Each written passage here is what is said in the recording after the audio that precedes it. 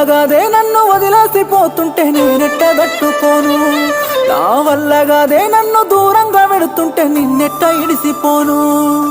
ఇన్ని నాళ్ళు పెంచుకున్న ప్రేమ సావు కబురాయే నిజదు, సావు రాక ముందే బతికున్న శవమైతే ఏ దిక్కు నేను పోదు.